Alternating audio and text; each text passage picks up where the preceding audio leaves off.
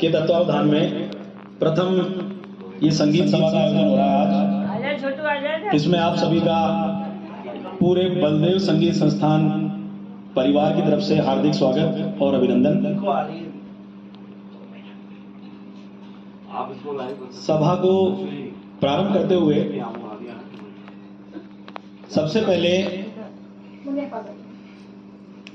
हमारे संगीत गुरु श्री रविंद्र जी गोस्वामी, पंडित श्री रविंद्र जी गोस्वामी, इनकी हार्दिक भावना और इच्छा को देखते हुए आज की संगीत सभा की अध्यक्षता कर रहे हैं आदरणीय आलोक जी सर।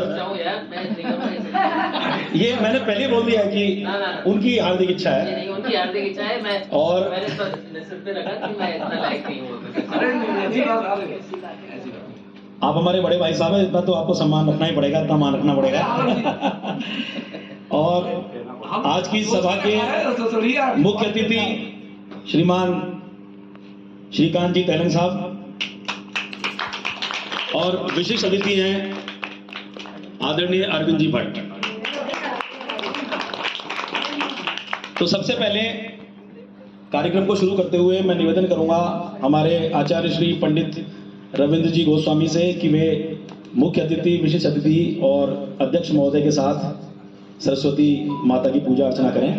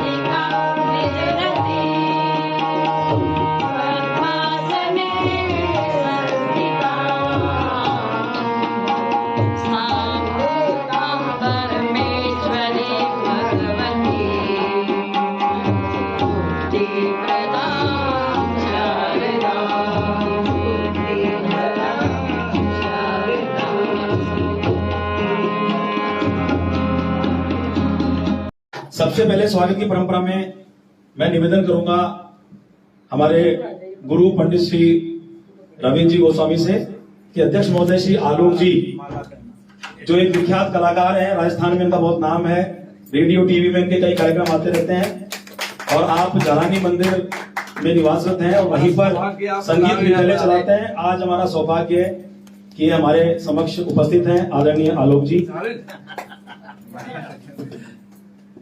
दुनिया के लिए कुछ कर सकता हूं आप लोगों। अब हमारे साथ एक संगीत गुरु हो रहे हैं आदरणीय राकेश जी गोस्वामी। उनसे निवेदन करूंगा कि वे मुख्य अतिथि महोदय श्रीकांत जी तेलंग का हार्दिक अभिनंदन और स्वागत करें। आदरणीय श्रीकांत जी तेलंग साहित्य के क्षेत्र में बहुत ही सक्रिय हैं, कवि हैं और कई साहित्यिक कार्यक्रम निरंतर करते रहते हैं। हाल ही में इनको विदेश जाने का भी मौका मिलने वाला है क्योंकि इनको वहां से भी निमंत्रण है कवि सम्मेलन के लिए। और अब निवेदन करूंगा मैं आदरणीय अमित जी से कि वे हरफन मौला हमारे बड़े भाई साहब श्री अरविंद जी का स्वागत और सम्मान करें।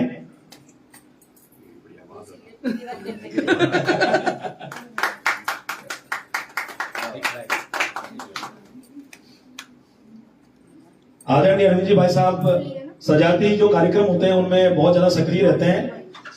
हमारे पूरे समाज को जोड़ने का कार्य इनके कर कमलों से किया जा रहा है, ये बहुत अच्छी बात है और सबसे बड़ा सौभाग्य है कि हम भी इनसे सीख के बड़े हुए हैं। तो आदरणीय भाई साहब यहाँ आए, इनका भी बहुत बहुत स्वागत। बड़े और गुरुजनों को प्रणाम। आज इस संस्थान के उद्घाटन के उपलक्ष्य में गणेश जी की वंदना प्रस्तुत कर रहा हूँ। राजस्थानी वंदना है, ये मैंने यहीं आके सीखी है, राजस्थान में, जयपुर में। गजानंद महाराज पधारो, कीर्तन की तैयारी है।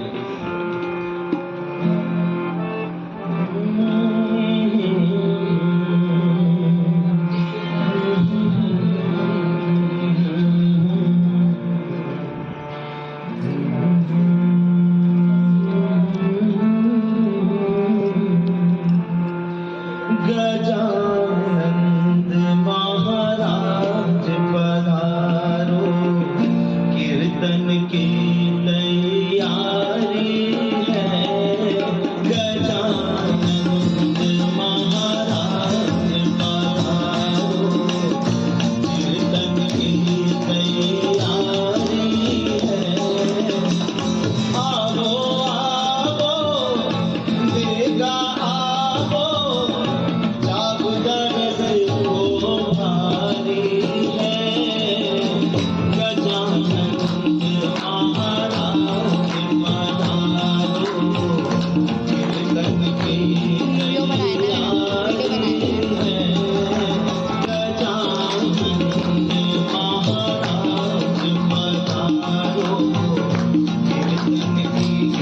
तैयारी है।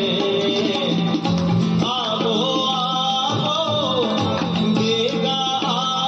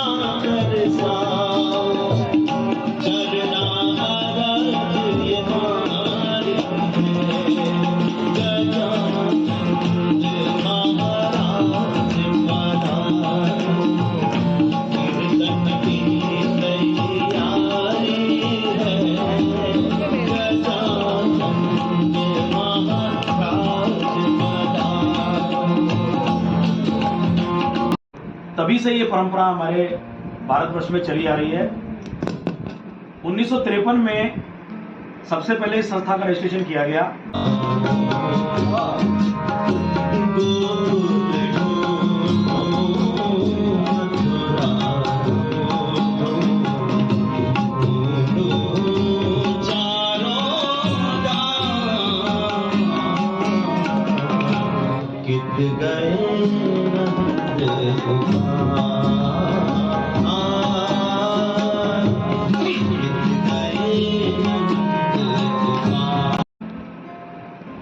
एक रोचक जानकारी ये है कि श्री अनूप जी जलोटा जो भजन सम्राट हैं, उनके पिताजी पुष्पेंद्र जलोटा, पुरुषोत्तम जी जलोटा, उनका भी जो संगीत टेस्ट लिया गया था एक तरह से वो इसी संस्था के संस्थापकों के द्वारा लिया गया था। ये बहुत बड़ी बात है कि हम आज ऐसी संस्था के साथ बैठे हुए हैं जिसका एक गौरवशाली इतिहास रहा है। यह संस्थान भारतवर्ष में कई प्रकार की शाखाओं में चल रहा है। जैसे आप देख पा रहे होंगे हमारे आउटलेट में बरेली, दिल्ली, भोपाल और जयपुर में इसकी कई शाखाएं चल रही है निरंतर। हमारे जयपुर में भी इसकी शाखाएं हैं। आज हमारा प्राचीन कालीन जो गौरव इतिहास है वो पूरा संगीतमय है। हमारे जो संगीत घराने हैं उसको हवेली संगीत कहा जाता है, अगर आपने कभी सामान्य ज्ञान में पढ़ा हो या कहीं समाचारों में सुना हो। हवेली संगीत मुख्य रूप से कृष्ण उपासक जो हैं, हम बाल रूप में कृष्ण की उपासना करते हैं, उनके भजन गाते हैं। इसी के हमारे कई प्रकार के घराने हैं जिसमें बरेली घराने का नाम बहुत ही आदरणीय और सम्मानजनक है हमारे समाज में। बरेली का नाम जब हम बचपन से सुना करते थे तो ये सुना करते थे कि वहाँ पर संगीत का एक बहुत अच्छा माहौल है, लेकिन जयपुर से बरेली की दूरी काफ़ी हमको लगा करती थी, छोटे थे हम, इसलिए संगीत से जुड़ने की काफ़ी इच्छा होती थी। उस घराने का नाम भी सुना था कि उनकी संगीत की जो साधना है वो उच्च स्तर की है, लेकिन किसी कारणवश वहाँ जाना नहीं हो पाया। लेकिन अब एक सौभाग्य की बात है कि पूरा बरेली जयपुर में आ गया, जयपुर में आ गया। बरेली स्वयं जयपुर आ गया है, वो इन्हें जयपुर लाया है और जयपुर वालों को पता नहीं कहां लेके जाएगा। तो बलदेव संगीत संस्थान के जो सभी दिग्गज यहाँ पर उपस्थित हैं, परम सौभाग्य की बात है कि जयपुर में इसकी शाखाएं लगातार खुल रही है और निरंतर खुलती रहे। बलदेव संगीत संस्थान के एक बहुत ही दिग्गज और मंजिल कलाकार, मैं कहूंगा संगीत के उपासक हैं। उन्होंने मेरे से एक बार बात हुई जब कहा था कि मैं संगीत का गुरु नहीं हूं, मैं विद्यार्थी हूं और हमेशा विद्यार्थी बना हुआ रहना चाहता हूं, और अगर सात सुर सही लग जाए तो ब्रह्मा से आपका मिलान हो जाता है। मैं बात कर रहा हूं आदरणीय राकेश जी गोस्वामी की। निवेदन करूंगा कि वे भी अपनी एक प्रस्तुति देकर हम सभी को लाभान्वित करें। आदरणीय राकेश जी गोस्वामी।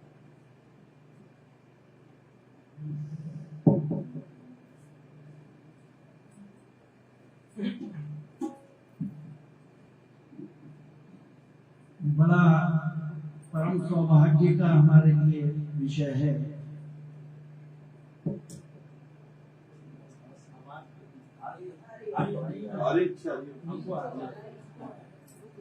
तो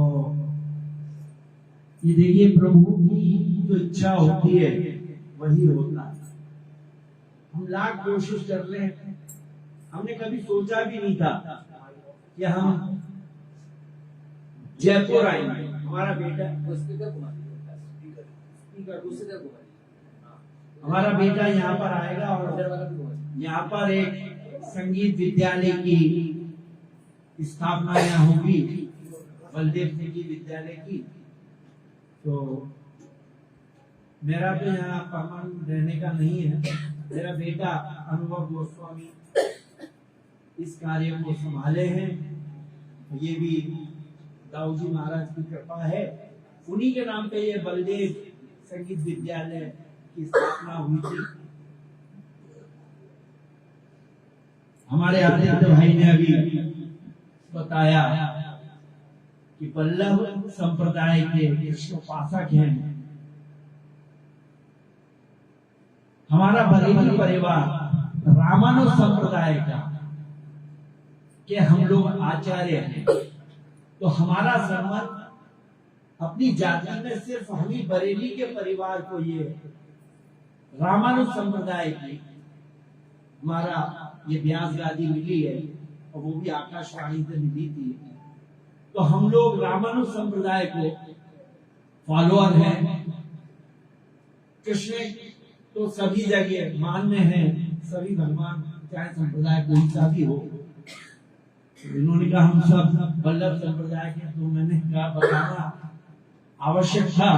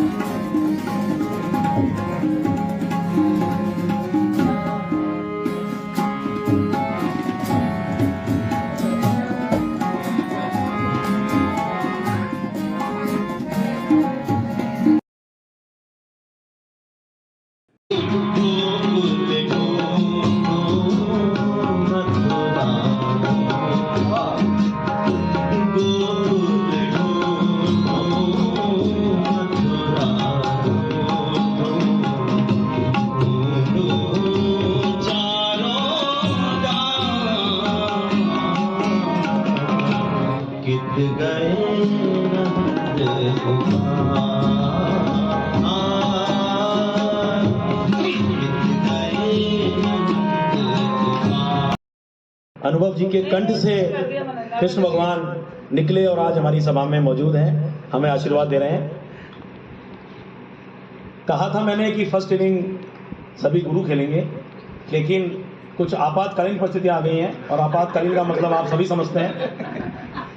तो सौभाग्य की बात है कि हमारे संगीत संस्थान से हाल ही में जुड़े हुए एक विद्यार्थी हैं जो कई इवेंट्स में पहले मंजे हुए कलाकार हैं पहले से ही, लेकिन अभी अपनी कला को और निखारने के लिए आदरणीय गोस्वामी जी की चरणों में आए हैं, इनकी सेवा में आए हैं। तो मैं निवेदन करूंगा आदरणीय मेरिया जी से कि वे आकर के और अपनी एक प्रस्तुति यहाँ पर दें।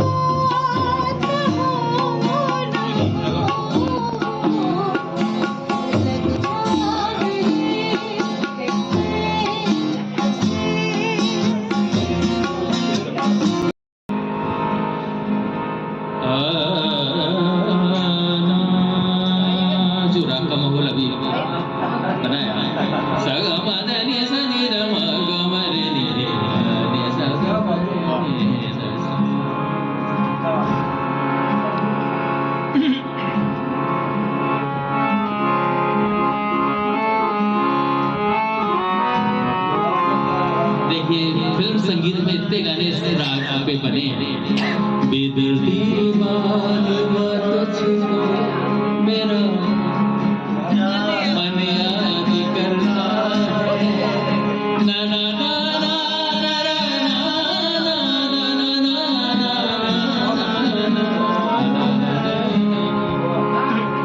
नीलांबर श्यामल कोमलांगम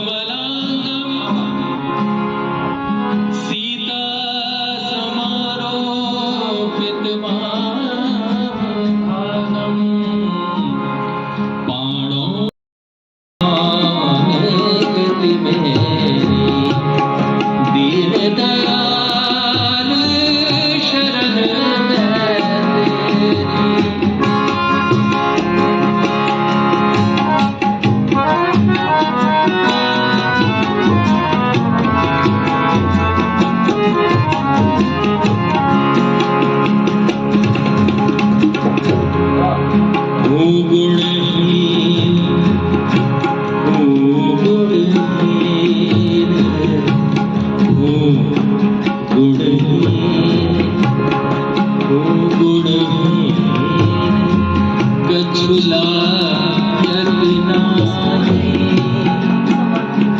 कितना सुंदर भाव है देखने का। देखिए फिल्म संगीत में इतने गाने इस राग पे बने हैं। बेदर्दी वाल मेरा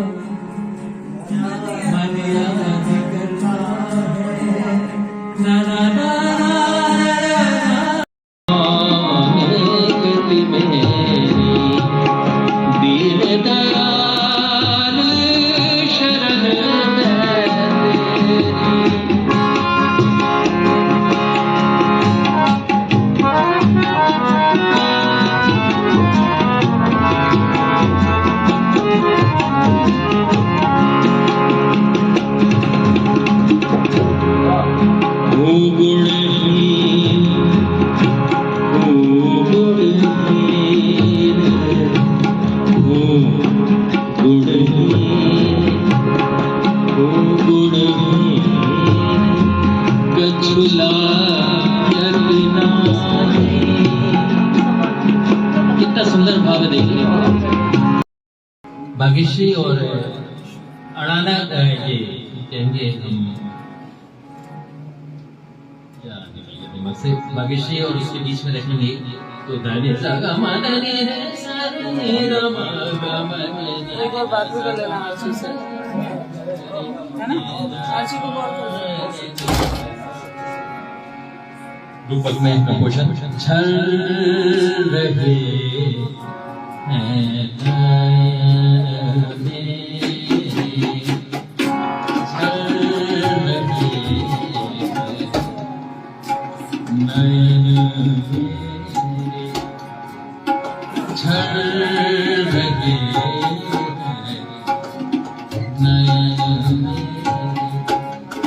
तुम से सावन न समझो, तुम से सावन। देखिए किस तरह से कोमल गंधार को यूज किया है, संगीत के लोग समझ पाएंगे इसको।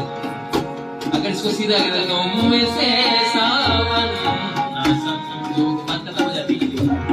और यही बात होती है तुम से सावन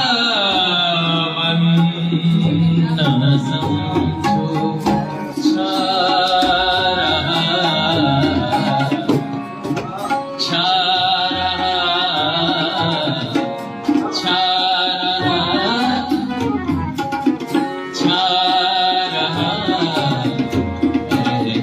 नीर नभ पर छा रहा नीर नभ पर, दर्द में राधन न समझो, चल रहे नयन में।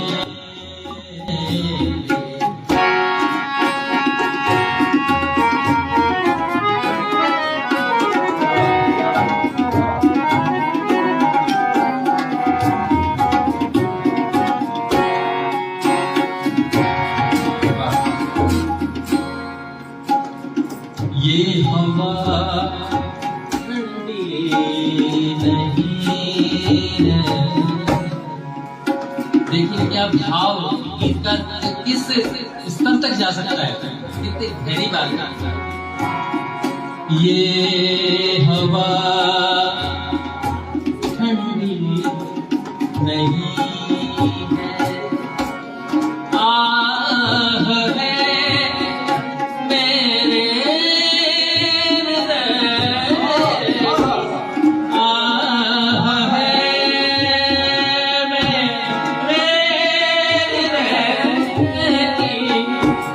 लपट है यह ज्वलित मन की, मीड़ का नर्तन न समझो, छल रहे हैं, छल रहे हैं, छल रहे हैं नयन में।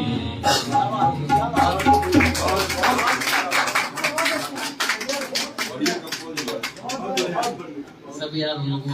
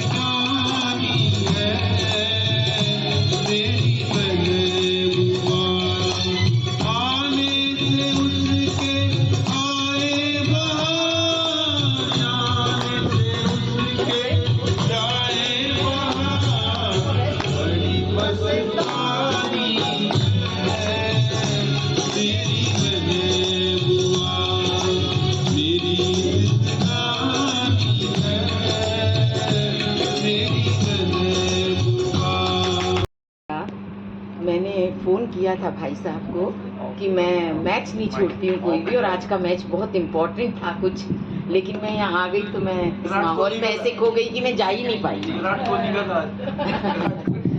तो और पास आ जाएं कुछ बिखरे हुए लोग, मुश्किल से आता है ऐसा संयोग, अंजुरी भर खुशियों का लो मकरंद, सदियों तक महकेगी इसकी सुगंध। दौड़ धूप के इस जीवन का बस इतना फरमाया है, दौड़ धूप के इस जीवन का बस इतना फरमाया है, दिन कट जाता इस उलझन में, क्या खोया क्या पाया है, ऐसे में आनंद मना लें पल दो पल बल, इसीलिए रविंद्र जी ने ये मंच रचवाया है।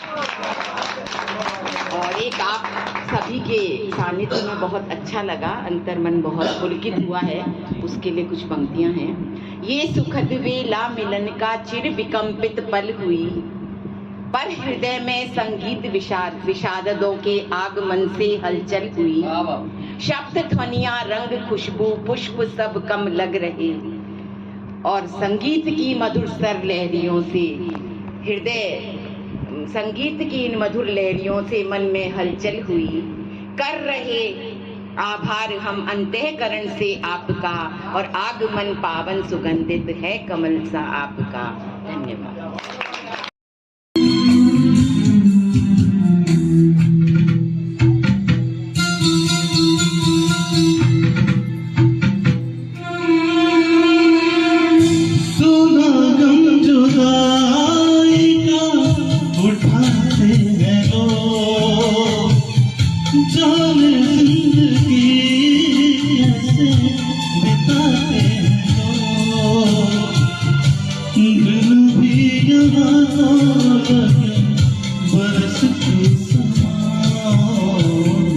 ये दिल पे करार कितना ये हम नहीं जानते, मगर भी नहीं सकते तुम्हारे बिना,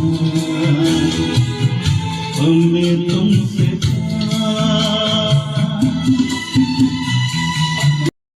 छोटू को हिम्मत कर रहा हूँ, बड़ी बात है। आप लोग भाई साहब बैठे हुए हैं, ध्यान रखना। हिम्मत करा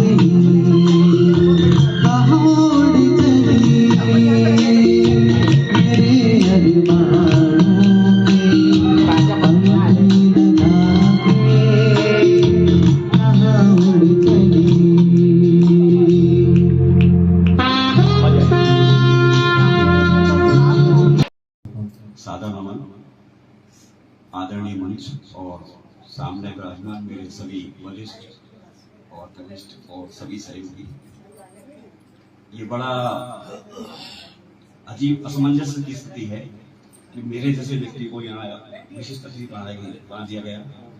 ये रविंद्र जी की बहुत कृपा है मेरे ऊपर, क्योंकि अक्सर मैं इनको अतिथि बनाता रहता हूँ, तो इन्होंने मुझे भी अतिथि बना दिया। सजेशन मेरा था। और निश्चित रूप से मैं आदित्य जी की भूमिका ज्यादा होगी, क्योंकि ये हमारे बचपन के साथी हैं। ये थोड़े छोटे हैं लेकिन मेरे मित्र हैं, और हम एक साथ एक गांव में रहे हुए हैं। मैं इतना सा समय लोगों ने लिया है तो 2 मिनट मेरे भी हो जाएं। बिल्कुल। तो मूल रूप से तो हम जयपुर में शहर में रहते हैं, और हमारे 2 मंदिर भी हैं, और वैसे मेरा आधा जीवन महापुरा में आदित्य जी वगैरह के साथ ही बीता है। और जैसे यहाँ साहित्य की बात हुई और संगीत की बात हुई, उसमें एक हिस्सा मेरा भी जुड़ता है। इन दोनों से मेरा दूर दूर का भी वास्ता नहीं है, लेकिन मैं खेल के मैदान में पूरी जिंदगी रहा हूँ, और मैंने 40 साल भारत सरकार की सेवा की है, और जिसमें से 52 साल मैं ग्राउंड में रहा हूँ, और आज भी मैं मैदान में रहता हूँ। और मैं ये चाहता हूँ कि एक बार आदमी गाना गाने के बाद ग्राउंड में जरूर जाए और वहाँ भी गाए। मेरा एक मित्र है, वो जो मेरे साथ था, लेकिन अभी वो सेंट्रल पार्क में जाता है अकेला, और कराओके लगा करके वहाँ पर 1.5 घंटे सुबह गाना गाता है अकेला डेली। और वो कहता है हर संडे आओ और गाना गाओ। चाइना में भी ऐसी एक संस्कृति है, वहाँ 5 बजे बाद लोग अपना मोबाइल साइड पर रख देते हैं और उसमें गाना गाते हैं, और ताई से जिसको बोलते हैं वो वहाँ पर 1 घंटे प्रैक्टिस करते हैं डेली, उनका आदत है। खैर मैं आपका ज़्यादा समय नहीं लूँगा, पर मैं इतना संगीत का तो ज्ञान नहीं है मेरे को, लेकिन आदरणीय भाई साहब के स्पर्श करके स्वीकार किए गए, और आज्ञा लेकर के हमारे पंडित से एक कविता जो मैंने कभी मेरी माँ के ऊपर लिखी थी महापुरा में। महापुरा गांव महापुरा गांव है, वहाँ हमारा एक मकान था। उस मकान में मेरी माँ शाम को खाना बनाती थी, तो उस खिड़की से चांद दिखता था, और मैं बहुत थोड़ा छोटा था, 8-10 साल का, तो मैंने उस बात को यहाँ फोकस करूँगा। कविता का शीर्षक है आधे चांद की रोटी। आधे चांद की रोटी, मुझे आज मेरी माँ याद आती है, वो रसोई याद आती है, वो रसोई की खिड़की याद आती है, वो रसोई की खिड़की से झांकता हुआ चांद नजर याद आता है, जिससे आती हुई धानी चूड़ियों की खनक याद आती है। आज भी रसोई है, खिड़की है, और चांद भी कभी कभी दिखता है, मगर वो धानी चूड़ियों की आवाज खो गई है। जब माँ के हाथ रोटी बनाते थे तो उसके हाथ की चूड़ियों की मधुर झंकार आत्मा को अंदर व्यक्त करती थी। माँ के मस्तिष्क से श्रम बिंदु मुझे सम्मोहित करते थे। उसे न गर्मी का एहसास था, न सर्दी की शीतलता का भान। ये सब माँ के निर्बाध कार्यों को रोक नहीं सकते थे। वो कर्म योगी की तरह सबके लिए एकला चलो का नारा बुलंद करती थी, न टोकती न रोकती। वो गुनगुनाते हुए अपने पुनीत कार्य में संलग्न रहती, सबकी फिक्र करती, सबको दुलार देती। मैं आधे चांद को देखकर मचलता और माँ से कहता, माँ मुझे ऐसे आधे चांद की रोटी बना। माँ नामुमकिन नहीं करती और प्यार से दुलार से मुझे आधे चांद की रोटी मुझे बना देती। मैं उस रोटी को अपनी थाली में पाकर निहारता, निरखता और खुश होता, सोचता कि चांद मेरी थाली में उतर आया है। और मैं माँ की महानता पर इतराता और सोचता कि मेरी माँ मेरे लिए चांद भी ला सकती है। आज भी रसोई है, रसोई में खिड़की है, चांद भी कभी कभी खिड़की में उतरता है, मगर माँ नहीं है। आधे चांद की रोटी नहीं है, मगर आज भी मेरे अंदर कहीं एक छोटा बच्चा छुपा है जो आज भी अपनी माँ को ढूंढता है। आज भी आधे चांद की रोटी को ढूंढता है। जब कुछ नहीं था माँ थी, आज सब कुछ है पर माँ नहीं है। एक एहसास है कि तू पास है, पर आज जी बहुत उदास है। क्यों भगवान माँ को वापस लेता है? सब कुछ क्यों देता है? केवल माँ ही काफी है। क्यों उसको ही पहले छीनता है जिससे सबसे पहले नाता जोड़ता है? क्यों उसका बिछोह सहना पड़ता है? तुम यही हो ये आस है माँ, बस तुम्हें एहसास। आमंत्रित अतिथि, आज इस सौभाग्य का दिवस है। एक विद्यालय की स्थापना का दिवस और हमारे इस साहित्य जगत, संगीत, कला और अपनी अपनी स्थितियों को दे सकने का एक मंच स्थापित है। यह सुविचार हमारे पंडित रविंद्र गोस्वामी जी जो बरेली के वशिष्ठ हैं और संगीत और कला में निपुण, उन्होंने अपना मन बनाया और वास्तविक स्थिति तो ये थी कि वो एक दो स्टूडेंट्स को लेकर के यहाँ पर अपना कार्य कर रहे थे और मनस्थिति बदली और उन्होंने एक विद्यालय की स्थापना की। सबसे पहले तो उनको बधाई देनी चाहिए हमें क्लैपिंग करके। और दूसरा, आज जो स्थापना का एक मंच जो बना है,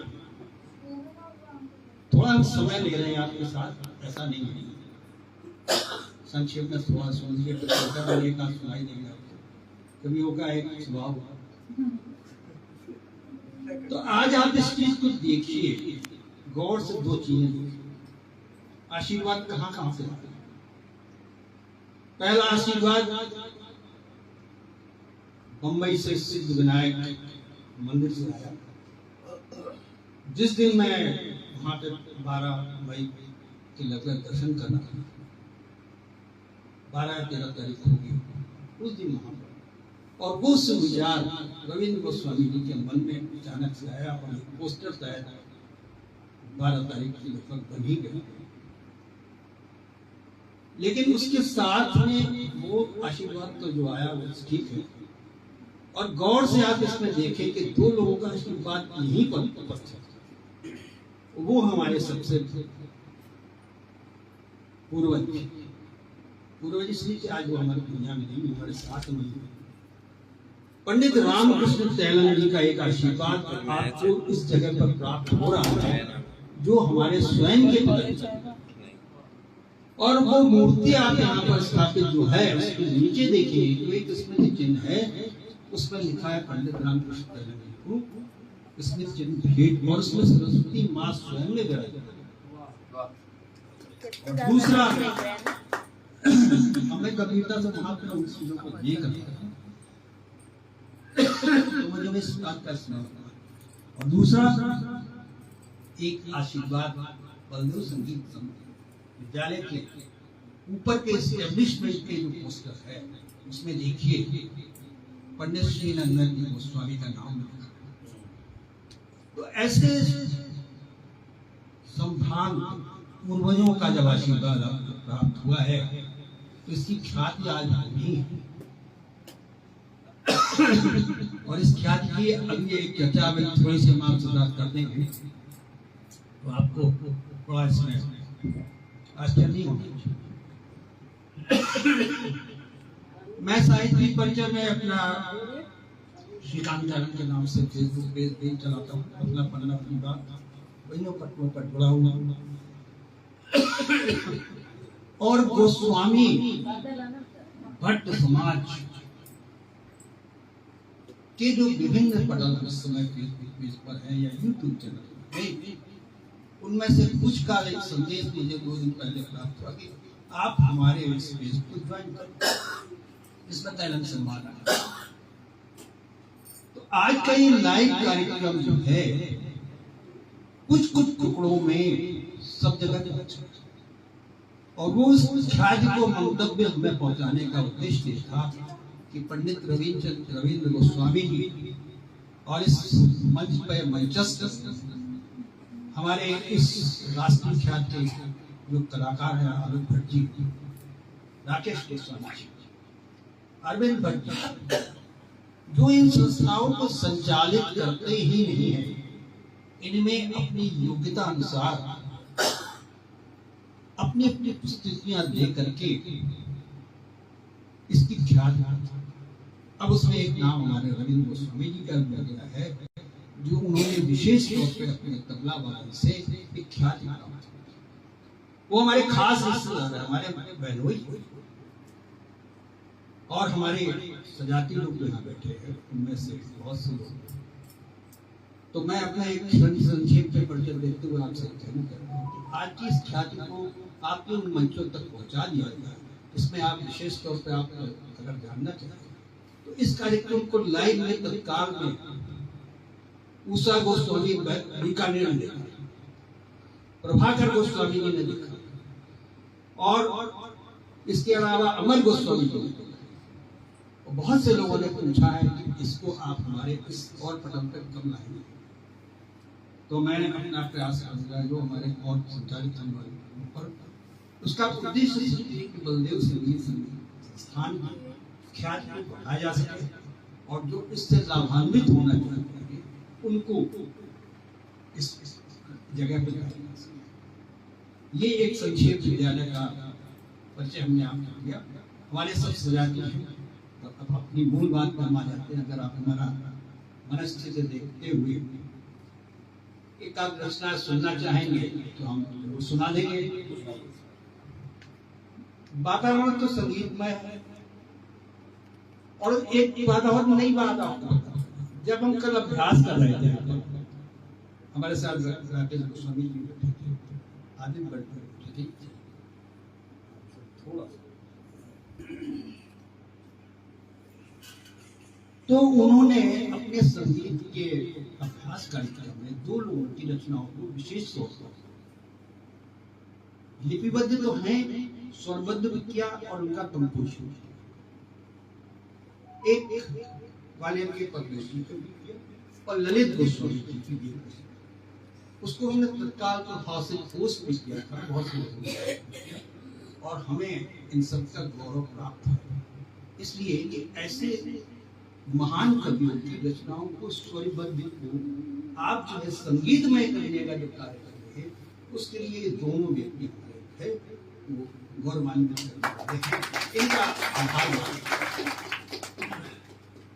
तो इसी क्रम में थोड़ा सा हम आपको अपनी एक कृष्णमय की रचना भी सुनाते हैं। वो रचना हालांकि हमारे पास पुस्तक है नहीं, वो पुस्तक में कहीं और छपी है, लेकिन वो अलग है, वो ठीक है। तो हम जब वो कृष्णमय का वातावरण चल रहा था, तो एक रचना हम आपको सुनाते हैं। इसमें सुनिए।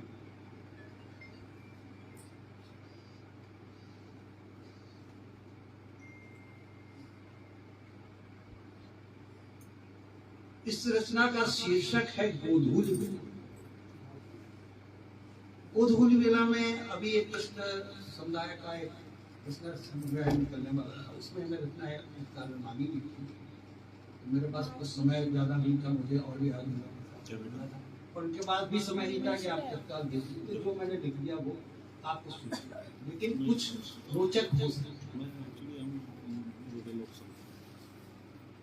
है। धूल उड़ रही गायों से, है धूल उड़ रही गायों से, मनमोहक है गोधूली बेला।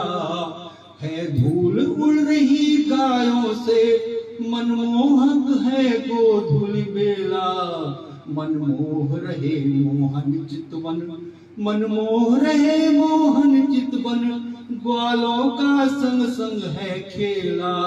है धूल उड़ रही मारों से, मनमोहक है गोधूली। ये दृश्य उस समय है कि भगवान श्री कृष्ण जब सुबह से आ जाते हैं और शाम को जब जाने वाले होते हैं, तो गाय पहले चलती है। श्री कृष्ण भगवान अपनी मुरली बजाते रहते हैं और उनके वाल से कहते हैं अब चलना है, तो उनके है धूल उड़ रही गायों से, मनमोहक है गोधूली बेला। मनमोह रहे मोहन चितवन, ग्वालों का संग संग है खेला। है धूल उड़ रही गायों से, मनमोहक है गोधूली बेला।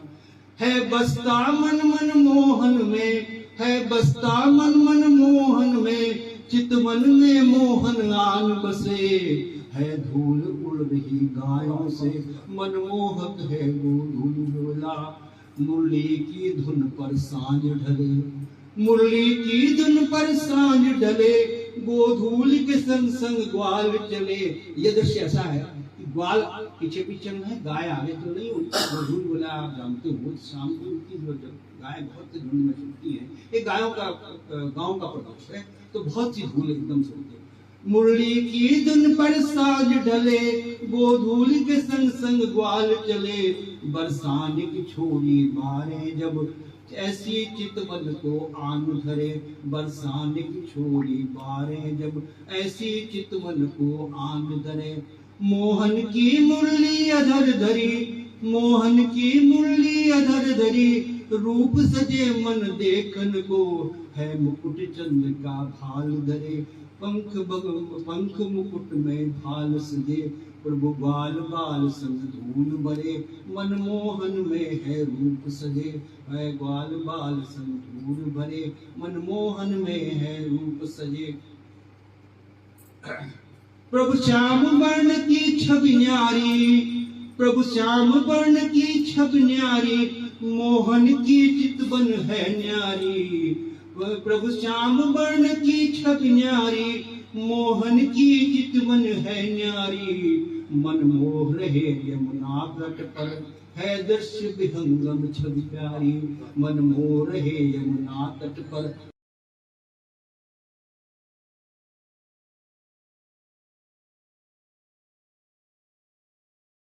बड़ों ने अपने लिए आशीर्वाद दिया और हमारे भाइयों ने शुभकामनाएं दी। आपका आने से बहुत अच्छा रहा प्रोग्राम। सभी का धन्यवाद।